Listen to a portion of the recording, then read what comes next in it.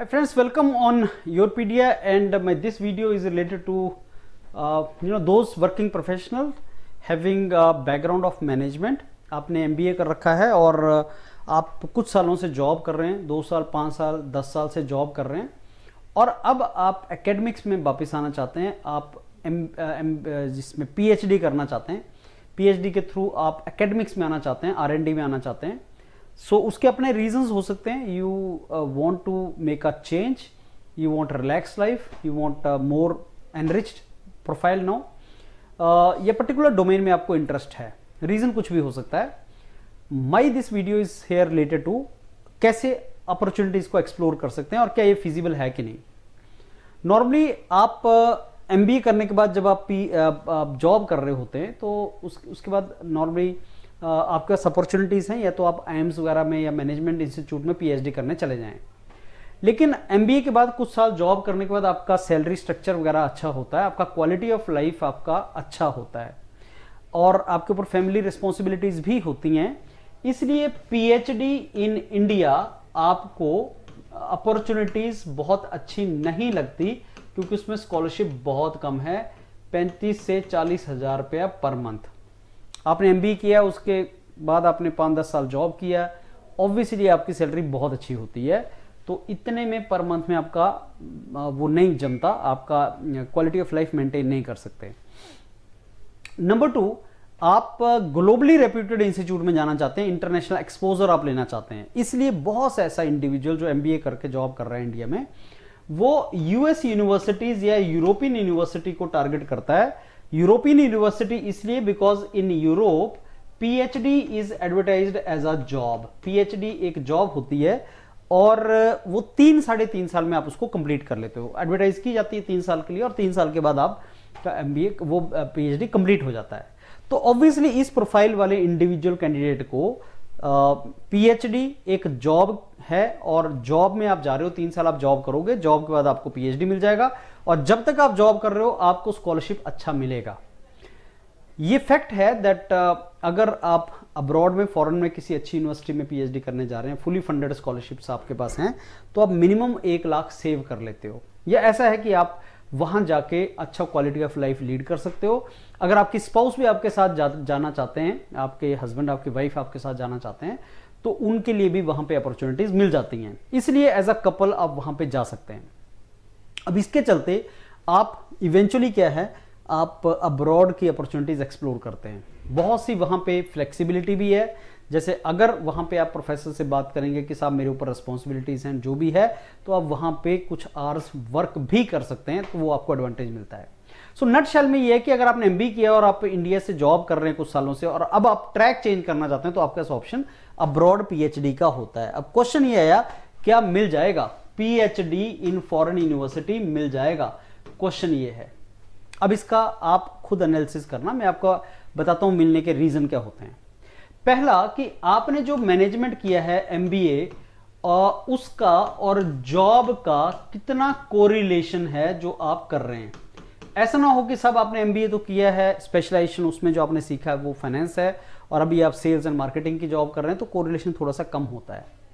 Correlation कितना है, और आपको बहुत क्लियर होना चाहिए कि किस डोमेन में आप PhD करना चाहते हैं।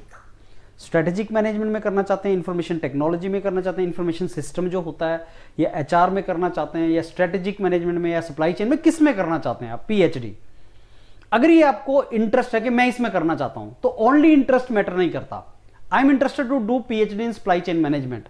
Next question is what is your background in supply chain management. और बैकग्राउंड जॉब का भी होता है नो डाउट, लेकिन आपका थोड़ा एकेडमिक्स का भी होता है कि क्या आपके ट्रांसक्रिप्ट्स के ऊपर, BTech MBA जो भी आपने किया होगा, क्या आपके ट्रांसक्रिप्ट्स के ऊपर ये सब्जेक्ट डिफाइंड है, ये सब्जेक्ट मेंशन्ड है जिसमें आप PhD करना चाहते हैं। प्रोफेसर वो देखता है। नंबर 2, आपका जॉब एक्सपीरियंस इसमें क्या है और आपका रिसर्च एक्सपीरियंस इसमें क्या है।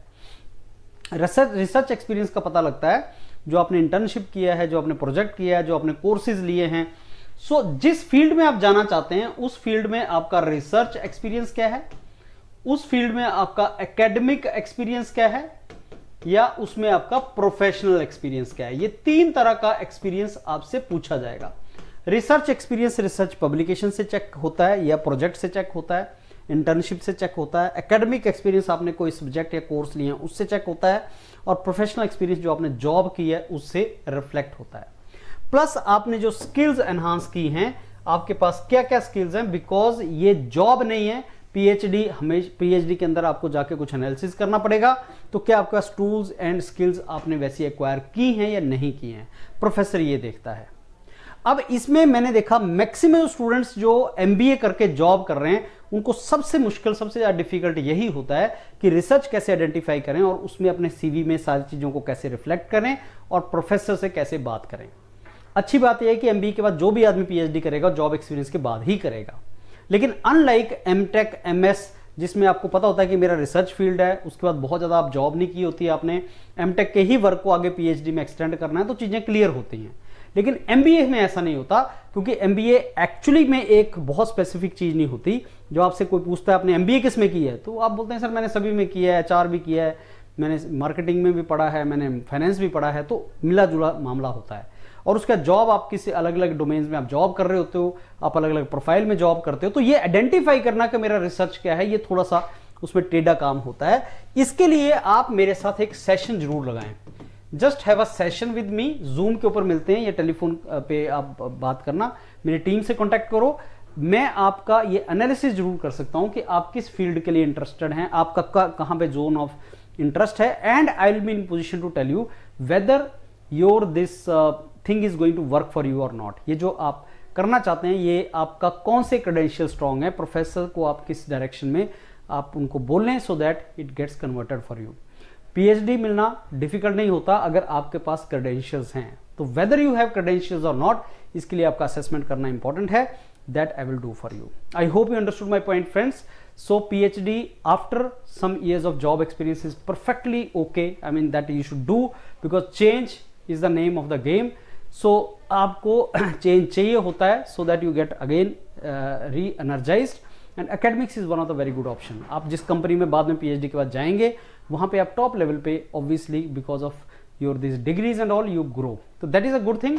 बस आपको उसमें उस डायरेक्शन में एफर्ट लगाना है, that is how you have to do. So if you want me to make the assessment of your this profile, get in touch with my team, we will do that. All the very best friends, thank you.